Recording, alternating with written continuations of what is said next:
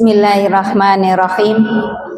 Assalamualaikum warahmatullahi wabarakatuh.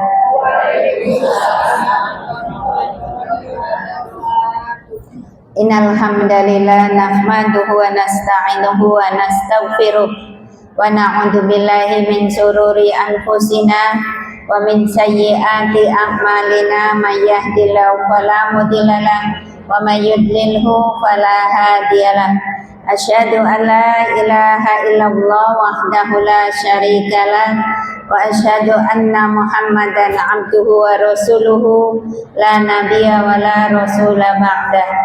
Raditu billahi rabba wa bil islami dina wa bi Muhammadin sallallahu alaihi wasallam nabiyya wa rasula. Rabbi zidni ilma warzuqni fahma. Allahumma la sahla illa ma ja'altahu sahla wa anta taj'alul hazna idza syi'ta sahla. Amma ba'd, ibu-ibu yang dirahmati Allah, alhamdulillah kita panjatkan puji dan rasa syukur kita kehadirat Allah Subhanahu wa taala yang masih memberi kesempatan kepada kita untuk melakukan sebuah ketaatan, dan mudah-mudahan ini dicatat sebagai amal soleh, amal kebaikan, sehingga ketika kegiatan kita menjadi bagian dari amal soleh, maka ada dua kemungkinannya ibu, ya. Pertama, akan menjadi tabungan kebaikan yang kelak nanti memberatkan timbangan kita, ya. Yang keduanya, ini mampu nanti menjadi penggugur dosa-dosa kita. Jadi setiap amal kebaikan itu berpotensi dua. Pertama, ya, menjadi tabungan untuk menjadi pemberat timbangan kebaikan. Karena nanti setiap kebaikan itu akan ditimbang, Bu. Ya, berarti kebaikan kita ini nanti ada wujudnya, Karena kalau tidak ada wujudnya, tidak bisa ditimbang, tapi berwujud nanti.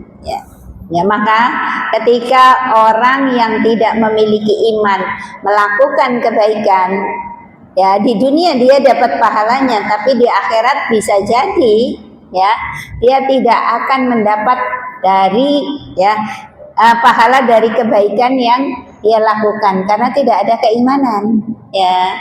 Ya, kebaikannya saat di akhirat diperlihatkan oleh Allah, nih kebaikanmu waktu di dunia. Ya, bisa jadi juga gemar sodako, bisa jadi akhlaknya juga lembah mana, tadi ya lembah mana disebut, ya, kita kan senang juga ya melihat orang yang non muslim tapi tadi suka bersodako, kemudian lembah mana, ya, kemudian juga sama tangga teparo baik. Nah ini kan suka juga ya. Tapi nanti di dunia kan dia dapat tuh kebaikannya dengan apa? Ya dia disebut orang baik. Kemudian juga dia ya bergaul dengan orang-orang yang baik juga, ya. Terus dimudahkan segala urusannya oleh Allah. Itu dapat di dunia, tapi nanti di akhirat amalnya tidak mewujud. Kenapa? Karena tidak ada dasari keimanan. Begitu diperlihatkan ini loh amal baikmu, dia ada rasa ya Allah, alhamdulillah, ya ada rasa bersyukur, tapi kemudian Allah jadikan ya debu yang berterbangan, ya. Coba bayangkan sudah diperlihatkan ya amal baiknya, tapi karena engkau tidak landasi dengan keimanan, maka amal ini aku jadikan debu yang berterbangan, sehingga apa? Tidak mewujud. Makanya kan akhirnya tidak bisa ditimbang. Maka ya, setiap amal kebaikan itu harus didasari dengan keimanan supaya mewujud. Kalau mewujud ini ada timbangannya. Ya, karena yang namanya timbangan angin iso ditimbang napa mboten, Bu? Ya, enggak bisa. Ya karena tidak ada wujudnya. Ya. Ya kapas meskipun ringan tapi mewujud bisa ditimbang. Ya kan Bu, jenengan pernah ya beli kapas setengah kilo? Ya, jadi tadi ya kalau dulu kan bantal kan ya pakai kapas ya, beli kapas ibu kita, kemudian bikin bantal sendiri kan, tapi ada timbangannya mewujud karena ya masih mending kapas timbangannya kebaikan yang tidak mewujudkan begitu. Nah, maka ya upayakan jangan berhenti dari berbuat baik. Kenapa? Karena Allah ajarkan faida farogta fansob. Ya, habis melakukan kebaikan yang satu, lompat ke kebaikan berikutnya. Terus hari-hari kita itu diisi dengan kebaikan. Ya. Nah, kemudian yang keduanya, kebaikan itu bisa menjadi penghapus dosa. Nah, kira-kira ya, ini yang hadir termasuk si ngomong apa? Ya, hari ini belum berdosa. Belum berdosa ibu. Nah, itu ya, jangan terlalu pede bu. Kawit bangun tidur, aku orang rasani, orang nyakiti tonggone, ning batin. Nah,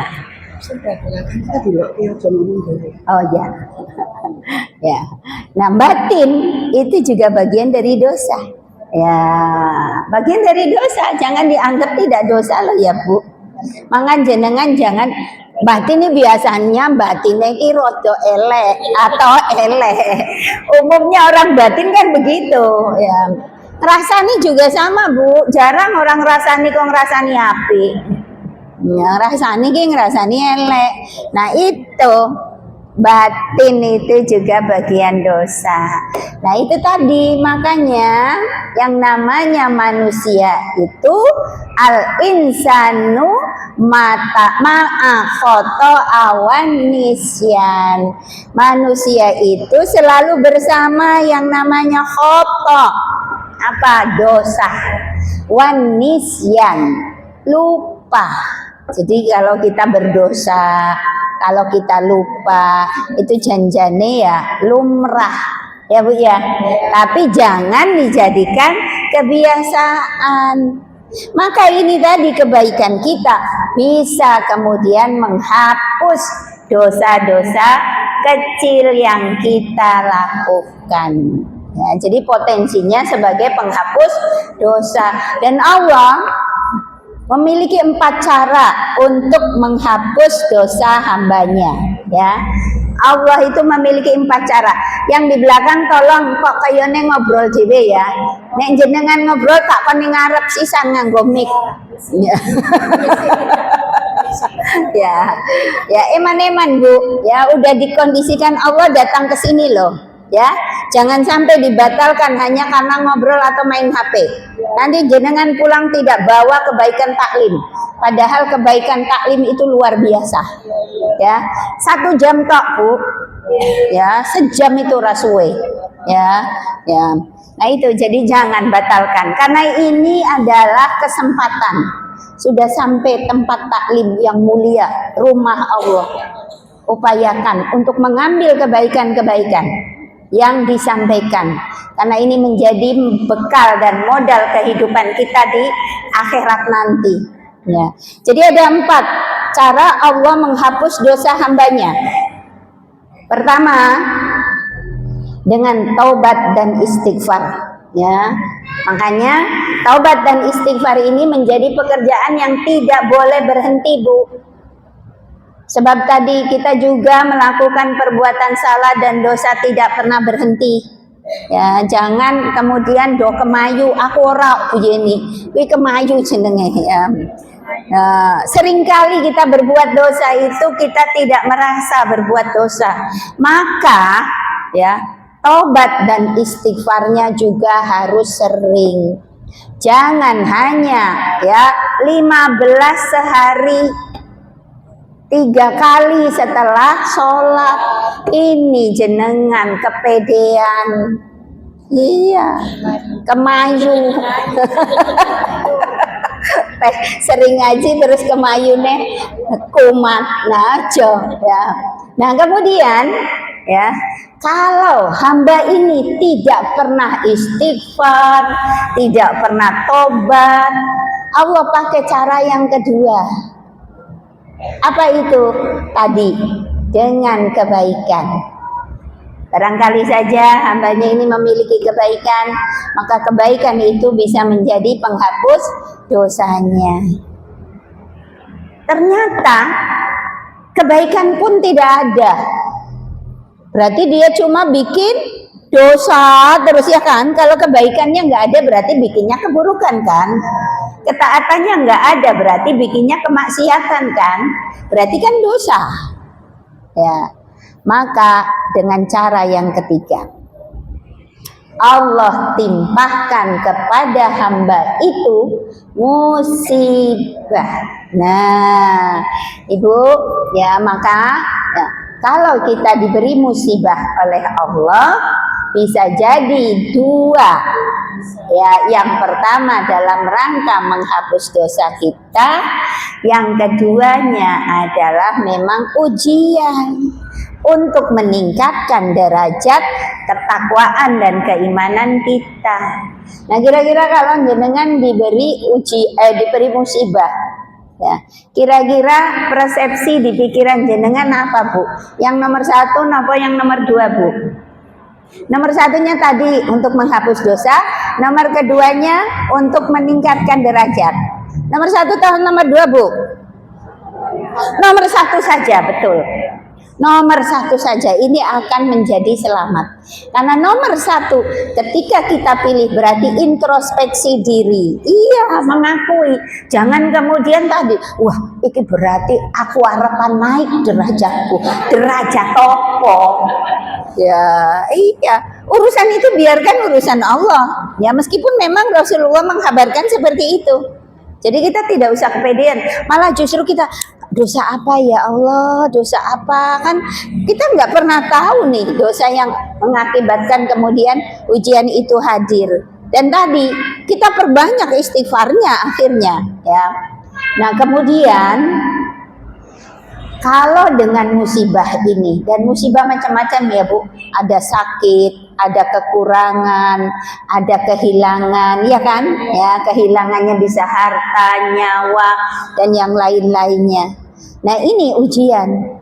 Nah, kalau yang 3 ini tidak dimiliki oleh hamba ketika dia diuji, dia tidak bersabar. Jadi tidak bisa menjadi penghapus dosa.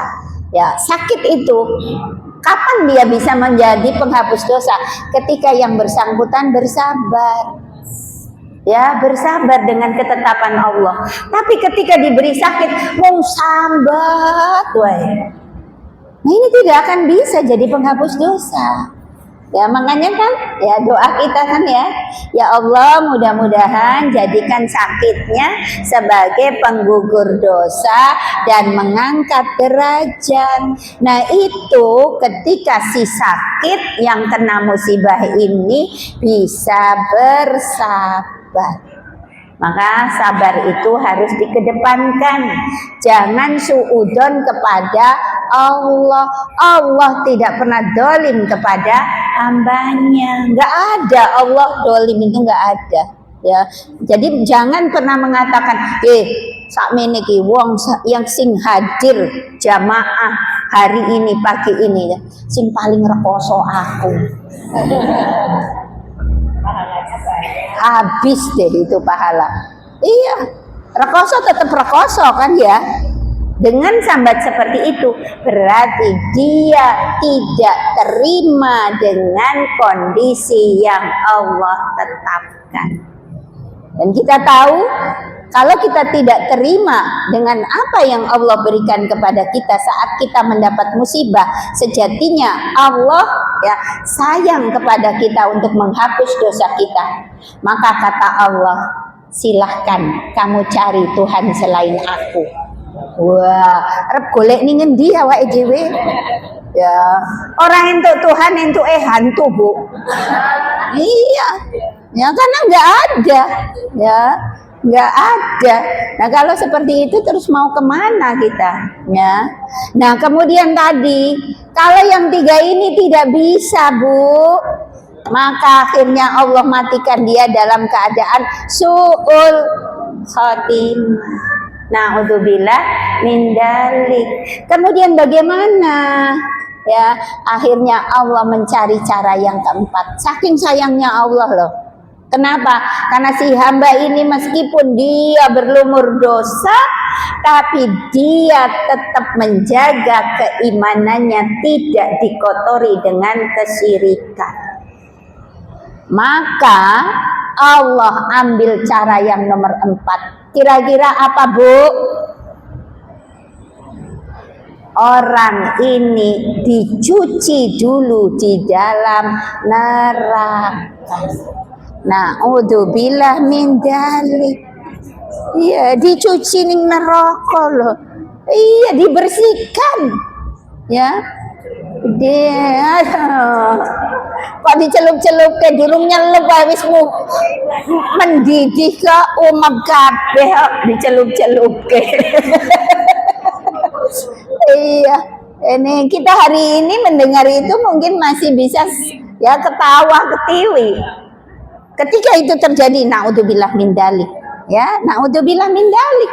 Karena kata Rasulullah, serendah-rendah siksa neraka itu ketika kakinya menginjak, otaknya sudah mendidih. Ya, otak mendidih loh, Bu. Ya, ngeri. Itu. Ya. Dan inilah ya, dia menjadi orang terakhir yang masuk surga. Masuk surga pada akhirnya. Jadi jenengan pengen apa boten? Nek masuk surganya pengen ya, tapi caranya jalannya nggak seperti itu. Makanya tadi ya, jaga kebaikan, ya, jaga istighfar, jaga taubat, sampai ya pada akhirnya Allah menghapus dosa-dosa kita, tidak kemudian dengan cara yang nomor 3 maupun nomor 4 ya. Nah ini juga nggak enak ya kalau kita bisa bersabar kan ya. Oleh karena itu upayakan perbanyak kebaikan, karena kebaikan itu pada akhirnya mewujud menyelamatkan kita dari adab Allah ya. Ibu-ibu, itu pembukaannya Bu. Sekarang fikihnya Bu. Itu jamnya enggak ya, saya keluarkan HP dulu biar ngerti jam. Ya, hari ini kita akan belajar tentang amalan yang disunahkan sebelum berwudu. Ya, amalan yang disunahkan berwudu sebelum melakukannya. Maaf, kebalik-balik. Nah, jadi ada beberapa amalan yang saat kita melakukan itu sebelumnya diawali dengan berwudu. Maka wudu dalam hal ini adalah sunnah, bukan wajib. Kalau yang wajib itu kan harus ya, seperti sholat itu kan harus dengan berwudu. Karena kalau sholat tanpa berwudu ini tidak sah ya. Nah sekarang amalan yang disunahkan berwudu sebelum melakukan. Yang pertama adalah ketika berzikir mengingat Allah Ta'ala. Nah ini ya, kalau memang memungkinkan saat kita mau dzikrullah ya, dzikir, baik itu dzikir lisan maupun dzikir perbuatan, silahkan jenengan dalam kondisi tidak berhadas ya, suci.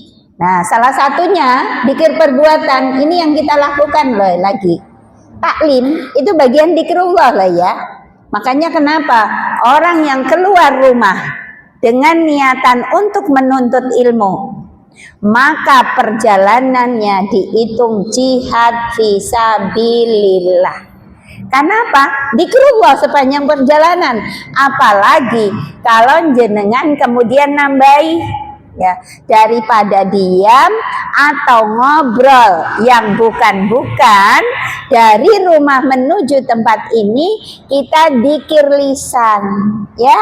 Ada baca subhanallah, alhamdulillah, istighfar, Allahu akbar. Ini tambah double kebaikannya Ya, subhanallah, jenengan satu kali mengucapkan, Allah berikan pahala 10 kebaikan. Bayangkan, ya, kalau rumahnya Colomadu, ngaji nening, ya, Cemani, enek rumahnya Klaten lho. Ngaji nening Cemani, naik motor. Subhanallah walhamdulillah wala ilaha illallah wallahu akbar. Subhanallah walhamdulillah wala ilaha illallah wallahu akbar. Dapat berapa kali dunia dan seisinya? Karena kalimat yang disuka oleh Rasulullah itu 4. Subhanallah walhamdulillah wala ilaha illallah Allahu akbar. Kata Rasulullah, aku lebih mencintai 4 kalimat ini daripada dunia dan seisinya. Ya, jadi kalau hari ini kita belum diberi karunia Allah dititipi mobil Alphard, ya, tidak usah sedih. Alphard kusuk ben ning surga. Harus begitu, Bu. Ya, ya. Kalau hari ini rumah kita baru tingkat 1, nonton tanggane bio-bio dhuwur banget omahe. Nganti tingkat 4, omah tingkat 4. Ya. Insya Allah nek usia wis 60 tahun kuwi sing tingkat 4, tingkat 3, tingkat 2 ora diombo. Ya. Karena wegah, ya. Nah, kita minta kepada Allah dengan tadi, perbanyak kalimat-kalimat thayyibah yang bisa menjadi tambahan tabungan kebaikan kita yang berpotensi membangunkan rumah buat kita di surga. Loh. Jadi udah, jangan sedih. Orang muslim itu harus bahagia. Karena apa? Janji Allah. Kalau di dunia kamu tidak bahagia, jangan kemudian bersedih. Ya, nanti ya di akhirat ketika engkau menapaki surgaku, kata Allah, engkau akan bahagia selamanya dan tanpa batas. Ya, makanya Rasulullah sampaikan, hidup orang yang beriman di dunia itu ibarat di penjara. Yang jenengan kalau di penjara kira-kira pripun, Bu? Ya wegah ya. Ya, kita melihat orang di penjara mau ketemu sama anaknya, sama istrinya saja sulit. Ya, jadi ada banyak keterbatasan. Nah, ini hidup kita itu seperti itu. Karena apa? Kita dibatasi oleh syariat sehingga kita tidak bebas bergerak sesuai hawa nafsu. Ya. Coba kalau kita tidak dibatasi syariat, insya Allah rainek sing arep nganggo kudung, sumo, ya kan begitu, ya. Karena kita dibatasi syariat.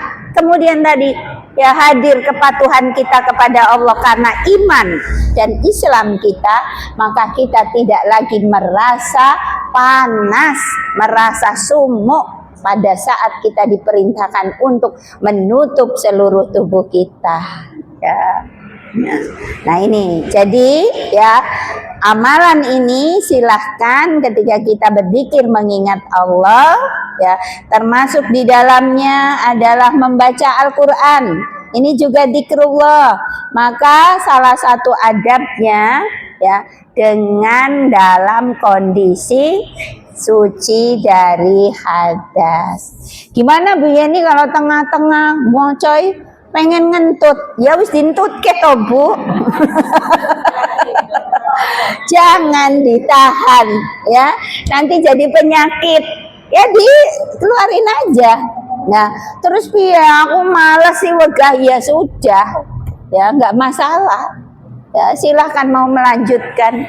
Ya, meskipun ada sebagian ya dari saudara kita yang berbeda pendapat harus dalam kondisi suci, monggo ya. Karena memang ini ada perbedaan pendapat. Ada yang mengatakan nggak apa-apa ya. Karena yang dimaksud di situ al-mutahharun itu adalah Al-Qur'an yang ada di Lauhil Mahfuz. Nah, kalau Al-Qur'an kita yang di dunia ini tidak apa-apa, monggo ya, monggo. Tapi juga jangan kemudian kita ya menyepelekan. Artinya kalau kita bisa berwudu lagi itu jauh lebih baik ya. Makanya ibu-ibu ya kalau bisa ya biasakan gantung wudu ya, meskipun wanita itu ngentutan dan beseran. Ya, ya kenapa? Ya karena memang ya Allah menciptakan kita saluran kencingnya pendek. Kemudian juga ya ngentutan tadi ya gampang ngentut awake dhewe. Iki ketoke guyah-guyu ngrungokke enek sing ngentut lho ya. Ya, alhamdulillah ora muni Bu, coba nek muni.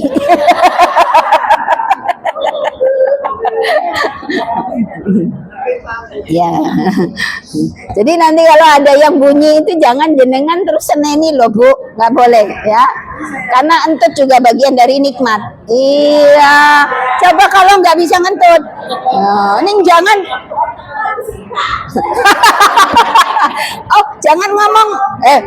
Nah, itu berarti jenengan belum bisa mensyukuri bahwa entut kancane.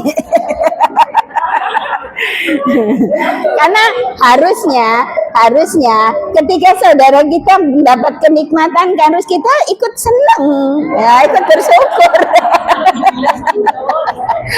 Ya. Itu loh. Itu kualitas iman Bu ya, harusnya dalam kondisi apapun kita bersyukur ya, bukan kemudian kita dikatakan musibah. Ya sekarang begini ya, kalau jenengan tadi ngomong kayak gitu ya, bukankah ya dia ngentut itu juga atas izin Allah ya, dan entutnya bau itu juga atas izin Allah. Dan kita bisa membau itu juga atas izin Allah. Nah, kalau seperti itu kita tidak akan mampu ya berkilah terus Allah ya piye ampun. Nah, itu berarti tidak ridho ya, dengan ketetapan Allah. Jadi luar biasa loh itu tadi hadis qudsi loh ya. Hadis qudsi berarti itu firman Allah yang tidak dibukukan di dalam Al-Quran. Perkataan Allah sendiri, barang siapa yang tidak ya menerima ketetapanku atau takdirku, yang tidak kemudian berupaya untuk ya menerima secara ikhlas takdirku dan tidak bersabar atas musibah dariku, maka silahkan mencari Tuhan selain aku katanya. Ini harus jadi terngiang-ngiang. Akhirnya apa? Mau tidak mau, suka maupun terpaksa, kita harus menerima apapun yang Allah berikan kepada kita, termasuk mambu entut. Iya. Ya, tapi ya jangan kemudian terus dibesar-besarkan lah, iya. Gara-gara itu. Ya, kita kembali ya. Kemudian di sini dikatakan ya, meskipun begitu wudu atau dzikir ini tidak wajib ya, sebagaimana hadis dari Aisyah ya. Kanan Nabi sallallahu alaihi wasallam, adalah Nabi sallallahu alaihi wasallam yadkurullaha ala kulli ahyanihi ya, setiap saat dan keadaan senantiasa berzikir mengingat Allah. Nah ini kan berarti ada masa-masa di mana Rasulullah berzikir dalam keadaan berhadas ya. Karena berzikir itu boleh dimanapun kecuali dua. Pertama pada saat kita berada di toilet ya. Yang kedua saat apa Bu? Ayo. Pinter ya. Pada saat jima itu jangan jenengan dikir ya, masa bersetubuh kalau dikir ya, nggak boleh ya. Yang ada adalah doa sebelum bersetubuh atau jima, tapi pada saat melakukan dilarang kita berzikir. Kemudian yang kedua, amalan yang disunahkan berwudu sebelum melakukannya adalah ketika hendak tidur. Jenengan mau tidur, maka upayakan berwudu terlebih dahulu ya. Jangan katakan nanti nek wudu ngantuk hilang Bu Yeni. Nah, tidak ya, karena apa? Setiap sunnah yang diajarkan kepada Rasulullah ini adalah berpotensi kebaikan. Jadi setiap mau tidur upayakan berwudu ya. Sebagaimana dalilnya dari Bara bin Ajib ya, hadis Bara bin Ajib. Dia berkata, Nabi SAW bersabda, apabila engkau hendak tidur, maka berwudulah sebagaimana wudumu untuk sholat. Kemudian berbaringlah pada bagian tubuhmu yang sebelah kanan. Jadi miring ke kanan ya Bu. Ya. Kemudian mengucapkan doa. Doanya apa Bu? Bismika Allahumma ahya wa bismika amut. Salah Bu. Doanya di sini disampaikan, Allahumma aslamtu nafsi ilaika wa wajjahtu wajhi ilaika wa fawwadtu amri ilaika la malja'a wa la manja minka illa ilaika amantu bi kitabika ladzi anzalta wa bi nabiyyika ladzi arsalta. Panjang banget. Nah, hadisnya berbunyi seperti itu. Barang siapa sebelum tidur berwudu, kemudian berbaring ke samping kanan, kemudian menutup rangkaian dzikir sebelum tidurnya dengan doa tidur seperti doa tadi. Karena rangkaian dzikir sebelum tidur kan ada ya Bu ya, Al-Fatihah, terus ya ayat kursi, 2 ayat akhir Al-Baqarah, trikul ya kan, terus tasbih, takbir, tahmid, baru kemudian doa tidur. Nah, doa tidurnya tadi. Maka andaikan Allah takdirkan malam itu dia meninggal dalam kondisi fitrah, husnul khotimah. Dan apabila Allah berkehendak pagi harinya dia hidupkan kembali ya, maka dia hidup dalam keberkahan. Kira-kira jenengan pengen napa mboten? Satu lagi, dan Allah akan bangunkan untuknya istana di surga. Masya Allah, gara-gara moco donga mau tidur loh. Doa mau tidur ya. Nah, ini saya bawa satu tapi ya, nanti biar ya panitia di fotokopi ya. Ada di HP ada, monggo ya. Jangan punya HP semua ya, tulis di Google itu ya, doa mau tidur, nanti keluar ya, versi panjang ya, pakai versi panjang ya. Kalau versi pendek bismika ya, betul, ini versi panjang ya. Nah, boleh ya, bismika boleh, itu juga doa tidur, tapi tadi tidak mendapatkan seperti yang di dalam hadis tadi Ya, kalau pengen dapat tadi, kalau wafat dalam kondisi husnul khotimah, kalau hidup kembali paginya dalam keberkahan, kemudian Allah bangunkan rumah di surga, maka doa tidurnya seperti tadi. Allahumma aslamtu nafsi ilaika wa wajjahtu wajhi ilaika wa fawwadtu amri ilaika wa alja'tu dhahri ilaika rohbatan wa rohbatan ilaika la malja'a wa la manja minka illa ilaika amantu bi kitabika ladzi anzalta wa bi nabiyyika ladzi arsalta. Ini bagus banget ya, nanti ya panitia pengurus nanti biar motokopikan ya, bulan depan dibagikan. Ini di belakangnya ada doa masuk pasar juga, ini ada 2. Nah, kenapa saya ambil doa ini? Karena ini hobinya ibu-ibu ya, turu karena pasar ya, shopping ya, shopping kan, ibu-ibu kan senangannya belanja ya, maka ini harus berdoa Bu. Jenengan kalau masuk mall berdoa napa mboten? Orang gagas. Masuk pasar ya orang gagas ya. Lah bismillah tok. Ya bismillah tawakal dari rumah. Ya, ternyata ada doanya. Dan kalau itu jenengan baca doa masuk pasar, apa yang Allah berikan?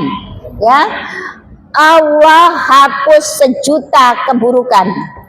Dan Allah berikan 1 juta kebaikan, serta Allah bangunkan untuknya istana rumah di surga. Loh, doa masuk pasar loh.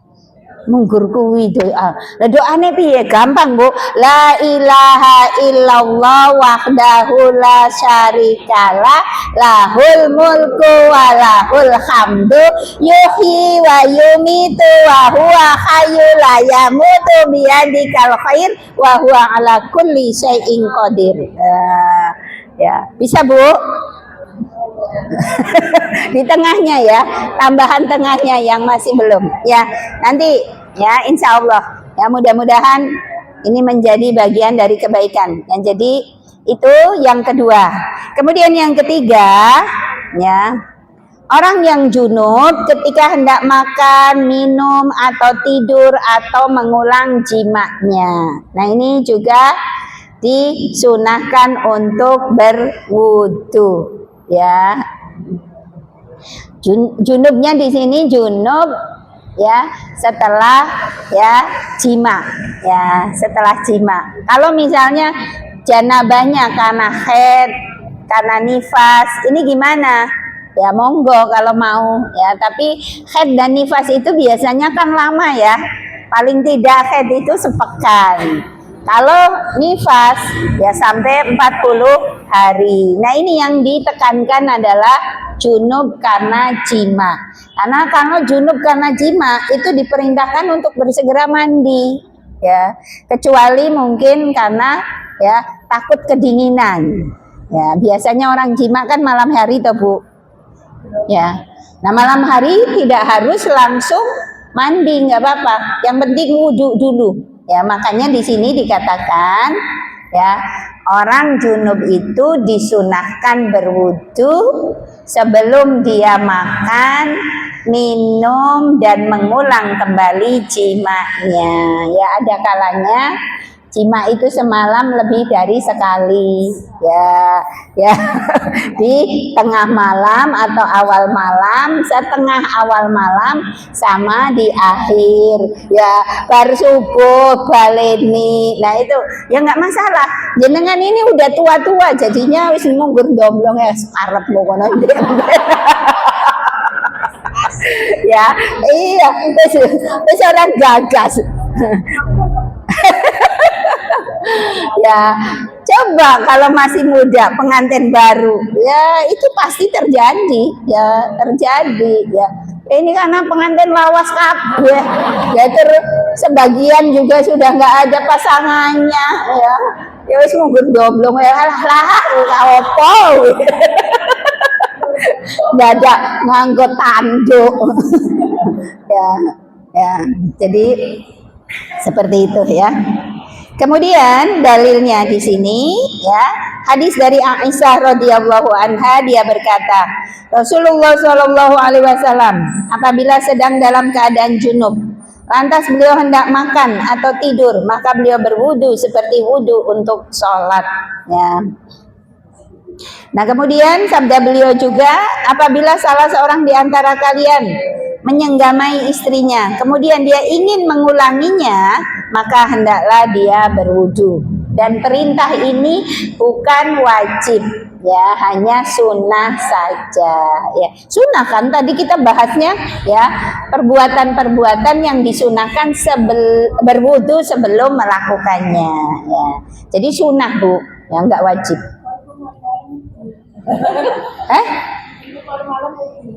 Nah, ibu malam-malam wudu, arep sholat tahajud toh. Ya ngentut ngono wae ya. Nek anake tekon ngono. Jenengan jawab isin ya. Ya sampaikan, nah ibu ngentut toh pengen wudu gitu. Ya kalau anaknya udah gede mestinya tidak tanya seperti itu, karena kan ya dia tahu ya. Kemudian yang keempat, wudu sebelum mandi. Nah, ini juga mandinya adalah mandi janabah ya, karena salah satu ya cara mandi yang diajarkan oleh Rasulullah, mandi janabah yang diajarkan oleh Rasulullah adalah sebelum mandi itu berwudu terlebih dahulu ya. Jadi jenengan kalau mandi janabah, pertama membersihkan farji kita ya, otomatis sebelum membersihkan tangan dicuci dulu ya kan. Masa habis maem sambal terus langsung dibersihkan, wah jadi masalah.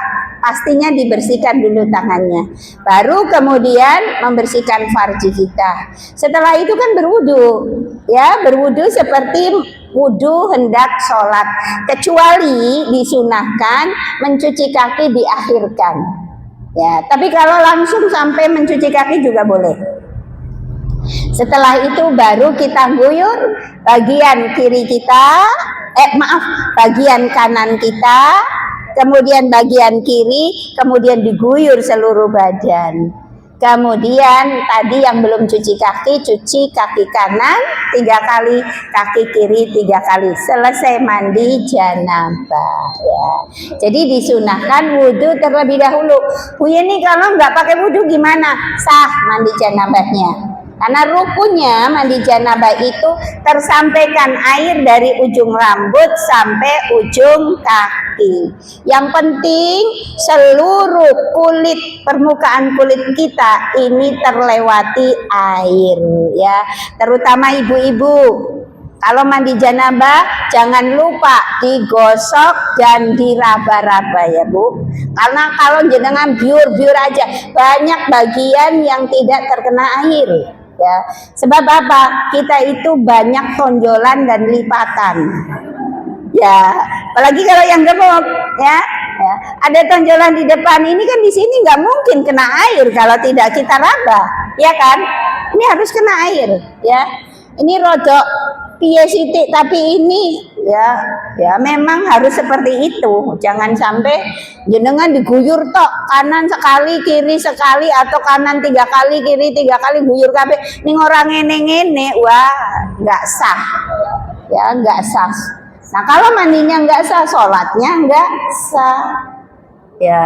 Padahal sholat itu jadi ya pekerjaan atau amal pokok di dalam ibadah kita ya. Nah kemudian yang kelima, sesudah makan makanan yang dimasak di atas api. Nah ini maksudnya gimana? Maksudnya adalah makanan yang dimasaknya langsung di atas api. Karena makanan sekarang pasti dimasak di atas api ya Bu ya. Tapi kan pakai panci, pakai wajan, ya kan? Nah, yang langsung berarti dibakar. Ya, ada ayam bakar, singkong bakar, jagung bakar. Iya, bener, sekarang bakar-bakar disenengi, ya.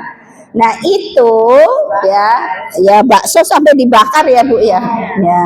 Nah, itu kalau jenengan ya mau mengambil sunnah itu setelah makan wudhu.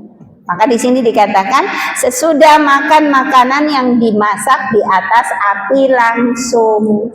Apalagi kalau kita mau sholat. Ya, salah satu contohnya begini Bu. Ketika bulan Ramadan kan banyak yang mengadakan ya buka bersama, ya kan? Nah, pengajian mana buka bersama, ya komunitas mana buka bersama atau keluarga buka bersama. Nah, pada saat buka bersama, ini kan kita tidak datangnya pas langsung maghrib. Pasti kan sebelumnya, karena biasanya ada acara sebelum berbuka itu yang namanya pengajian. Secara umum, orang-orang yang datang, jamaah yang datang, terutama ibu-ibu, ini pastinya sudah wudhu dari rumah. Kenapa? Karena ibu-ibu tuh biasanya dandan. Ya dandan ya. Nah terus kemudian ibu-ibu itu juga pakaiannya oke banget ya. Coba bayangkan ini yang kita pakai berapa lapis ya kan ya, kerudung aja 2 lapis ya, baju maaf terus pakaian dalam. Nah itu kan lapis-lapis. Makanya ibu-ibu itu kalau mau pergi, apalagi nanti ada waktu untuk sholat, ini biasanya berupaya dari rumah sudah wudhu supaya di tempat ya yang ketempatan buka bersama ini tidak repot. Nek awake dhewe wudhu ini ora cukup 5 menit Bu. Mergane apa? Buka kudung, buka kaos kaki macam-macam. Kayak ditunggu uang. Padahal maghrib waktunya sempit. Nah itu kalau misalnya jenengan dari rumah sudah wudhu seperti itu, kemudian di tempat ya yang punya rumah itu sudah digelar makanan. Nah, salah satunya adalah sate. Ya itu kan dibakar langsung. Ya. Nah karena kita sudah dekat dengan yang punya rumah, ya. Nah terus kemudian ya Allah enak banget. Aku merasa kayak ya nek begitu dem maghrib aku tak merasa kayak sate. Mbak icipono. Ya biasanya kan gitu. Apa ya ojo Mbak ora entuk kowe ngicipi. Enggak, pasti tuan rumahnya juga seneng ya. Nah itu begitu ngicipi kan belum sholat, dia sudah wudhu ya, akan jauh lebih baik dia memperbaharui wudhunya meskipun ini tidak wajib. Karena apa ya? Karena ada perintah disunahkan berwudhu setelah makan makanan yang dimasak di api langsung. Ya di atas api langsung. Makanya jenengan jangan gratil sih ya. Jangan kemudian ngambil itu ya. Liane buka dengan kurma, deknen buka nganggo sate ayam. Ya, jadi upayakan ya, upayakan kita tahu ilmunya supaya apa, kita tidak harus wudhu lagi meskipun itu sunnah, tapi lebih utama ya, karena pada saat kita sholat kita sedang menghadap Allah, dan ketika menghadap Allah itu kan kita berupaya untuk yang terbaik ya. Oleh karena itu ya hati-hatinya ya, kita jangan makan makanan yang dimasak di api langsung ya. Nah itulah yang kelima. Sekarang yang keenam ya, memperbaharui wudhu setiap akan sholat. Nah ini juga bagian dari sunnah ya. Ini berlandaskan hadis Buraidah. Dia berkata Nabi SAW berwudu setiap kali hendak mengerjakan sholat. Tatkala tiba hari Fathu Mekah, beliau berwudu dan mengusap kedua khuf beliau, lalu mengerjakan beberapa sholat dalam satu wudu saja. Ya, jadi ini sekedar sunnah, artinya tidak wajib sholat. Tidak wajib wudu setiap mau sholat. Kalau wudunya belum batal nggak apa-apa Bu, hanya saja lebih utama memperbaharui wudu. Biasanya ini bapak-bapak yang gampang tuh ya Bu ya, bola balik wudunya. Ibu-ibu sholat dari maghrib sampai isya biasanya kan ya langsung. Nah itu kalau jenengan di rumah dan tidak terhalang oleh sebuah kesulitan, maka yang paling bagus tetap wudu lagi. Kalau di rumah kan nggak apa-apa ya. Ya dari subuh sampai suruk itu juga ya. Ya yang terbaik itu memperbaharui Bu. Hanya saja kalau tidak berwudu juga tidak masalah karena wudunya belum batal. Ya balik lagi karena wanita itu ketika berwudu yang dilakukan itu banyak hal ya, banyak hal. Tidak seperti bapak-bapak. Nek bapak-bapak wudu ya wis mundur tekaning ya marani tempat wudu langsung. Nek awake dhewe ngenteni toilet sih, ya kan? Ya. Nah, durung tekaning jero toilet wat ora rampung. Ya. Ya. Makanya jenengan kalau pas antri kayak gitu aja didodoki lo mesake. Malah tiba kadang-kadang ya, gregeli terus akhirnya jatuh. Jadi basah. Ini jangan kemerungsung soalnya. Itu harus kita ngasih udur karena apa, kita tahu bagaimana kalau kita itu ada di dalam ya, kalau yang di dalam itu kita kan kemerungsung rasanya sampai pada akhirnya dalemannya mau disambir kayak gini lali kan bisa layang bau lali orang kemerungsung, jangan terjadi ya, apalagi kalau yang di dalam orang yang sudah sepuh ya, dari jongkok mau berdiri saja lahalah rekoso ya ibu, maka ya kita harus punya ya tenggang ya kepada saudara kita. Diteruskan tak Bu ini ini sampai 8. Ketujuh sekarang, berwudu setiap kali wudunya batal. Ini sama dengan memperbaharui wudu tadi ya. Maaf beda. Ya berwudu setiap kali wudunya batal. Ini yang dilakukan oleh sahabat Bilal ya, Bilal bin Rabah. Jadi dia selalu dalam kondisi menggantung wudu hidupnya ya. Dan ini sangat bagus sekali. Kenapa? Karena Rasulullah pernah ya, ketika diperlihatkan surga, ternyata Rasulullah mendengar suara derap langkah sandal Bilal itu berada di depan beliau. Coba bayangkan, padahal Bilalnya masih hidup. Kemudian ketika bertemu Bilal, Rasulullah bertanya, wahai Bilal, amal apa gerangan ya yang membuatmu sampai aku mendengar suara derap langkahmu berada di depanku di surga?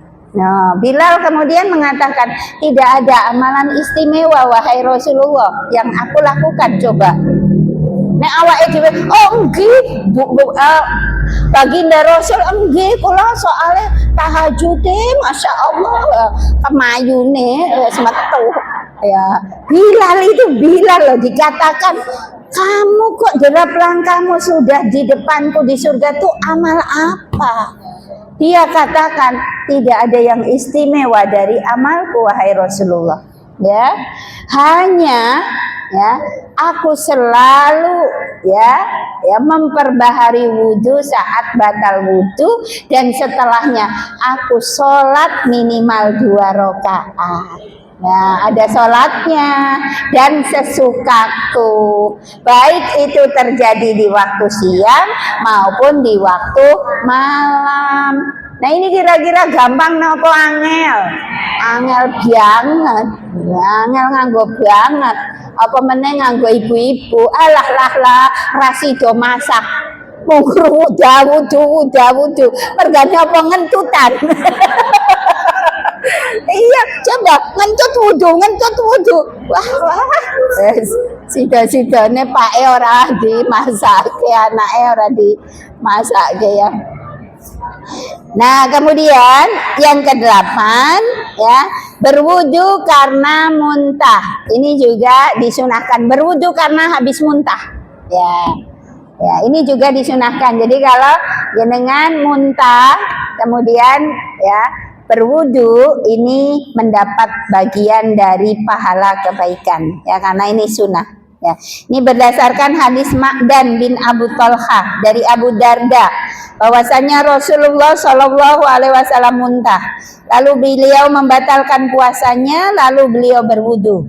Kemudian aku bertemu Sauban di Masjid Damaskus. Aku ceritakan hadis ini kepadanya. Dia menjawab, dia benar. Aku yang menuangkan air untuk beliau saat beliau berwudu. Ya, jadi di sini ada Rasulullah muntah, kemudian membatalkan, kemudian berwudu dan membatalkan puasanya. Tapi bukan berarti muntah membatalkan puasa ya Bu ya. Karena Rasulullah membatalkan puasa bisa jadi muntahnya ini karena ada sebab. Sebabnya adalah kurang sehat, sehingga puasanya beliau batalkan. Dan puasa di sini adalah puasa sunnah. Karena puasa sunnah itu kendalinya ada pada diri kita. Mau neruskan monggo, mau membatalkan juga monggo, karena ini sunnah. Ya, maka ibu-ibu jangan lagi punya anggapan ketika kita puasa wajib kemudian muntah kita katakan batal, kowe puasane batal, ora sah mbak terus ke eman-eman padha wae ora guna. Jangan ya, nggak apa-apa, muntah nggak masalah kalau dia masih kuat meneruskan, cukup berkumur saja. Ya, berkumur, tidak minum, berkumur, membersihkan ya mulut kita, karena muntah itu kan membuat suasana mulut jadi nggak enak. Nah, itu berkumur saja atau wudhu tadi ya. Makanya di sini disunahkan berwudhu setelah muntah, diantaranya juga untuk membersihkan mulutnya, kemudian menjadikan badan lebih segar. Karena kalau habis berwudhu jenengan tambah segar ya Bu ya. Jenengan ya, air itu luar biasa loh Bu. Capek banget, mandi seger, hilang capeknya ya. Ya, makanya air itu betul-betul sumber kehidupan ya, sumber kehidupan. Nah, jadi jangan ya katakan wudhu itu membatalkan puasa ya. Yang membatalkan puasa kalau muntahnya disengaja Bu ya, gogrok-gogrok pengen muntah. Ya itu batal puasanya karena dia memang berupaya untuk membatalkan sengaja. Nah, itulah ya amalan yang disunahkan berwudu sebelum melakukan. Jadi berzikir kepada Allah, hendak tidur, orang junub ya, ketika mau mengulang jimaknya atau mau makan atau mau minum, kemudian wudu sebelum mandi janabah, sesudah yang kelima sesudah makan makanan yang dimasak di api langsung, kemudian yang keenam memperbaharui wudu setiap akan sholat, yang ketujuh berwudu setiap kali wudunya batal, dan yang kedelapan berwudu karena muntah ya. Mudah-mudahan pelajaran hari ini menambah ilmu kita tentang dinul Islam ya, dan memberikan kebaikan serta keberkahan untuk kehidupan akhirat dan dunia kita ya. Terima kasih atas perhatiannya, mohon maaf atas salah dan kurangnya. Saya tutup, billahi taufik wal hidayah. Wassalamualaikum warahmatullahi wabarakatuh.